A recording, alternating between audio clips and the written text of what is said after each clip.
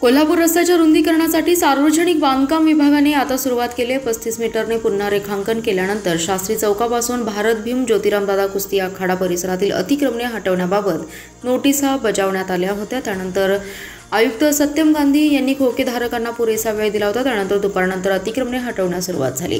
कुस्ती आखाड्याच्या पश्चिम बाजूची अतिक्रमणे हटवण्यात आली। आज सकाळी 10च्या सुमारास पुन्हा अतिक्रमणे हटवण्यास सुरुवात झाली।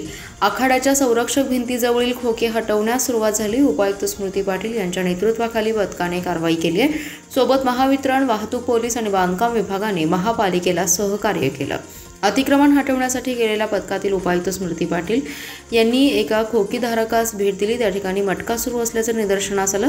त्यानंतर तातडीने उपायुक्त पाटील यांनी सदरचं खोकं मोडण्याचे आदेश दिले। खोक्यात अवैध धंदे दिसून आल्यास परवाना कायमस्वरूपी रद्द केला जाईल असा इशारा उपायुक्त पाटील यांनी दिलाय। काही खोक्यांवर महापालिकेचा बुलडोजर चालवण्यात आला। यावेळी खोकेधारकांनी जोरदार विरोध केला। त्यात काही सामाजिक कार्यकर्त्यांचाही सहभाग होता। सदरची खोकी कुस्ती आखाडा परिसरात स्थलांतरित करा अशी आग्रही मागणी करण्यात आली। त्यानंतर कुस्तुपट्टींनी धाव घेत या ठिकाणी खोक्यांचं पुनर्वसन होऊ नये अशी मागणी केली। त्यानंतर महापालिकेने विद्युत पुरवठा खंडित करत खोकी हटवण्यास सुरुवात केली। पालिकेची ठाम भूमिका लक्षात घेऊन शास्त्री चौकातील खोकेधारकांनी स्वतः खोके हटवण्यास सुरुवात केली। सायंकाळनंतर हा रस्ता मोकळा श्वास घेऊ लागला। सगळ्यांनाच माहिती आहे की कोल्हापूर सांगली रस्ता हा जो आहे इथं ट्रॅफिक कोंडी भरपूर होते आणि यापूर्वी एक महिलेचा मृत्यू सुद्धा झालेला आहे आणि हा रस्ता रुंदीकरणाचा शासनाचा प्रकल्प आहे। PWD मार्फत इथं रस्ता होणार आहे।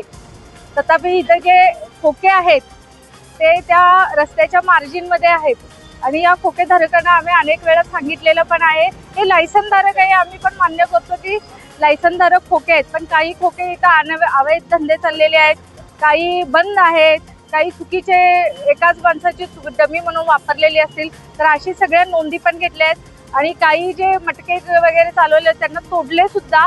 आणि या खोकेधारकांना आम्ही सांगितलेले की रस्ता रिकामा करून देणं आवश्यक आहे। तशी आमची पूर्ण या सांगली कोल्हापूर रस्त्यावरची जो रोड वाइंडिंग आहे ते सगळंच अतिक्रमण काढत आहोत आम्ही दोन्ही बाजूचं।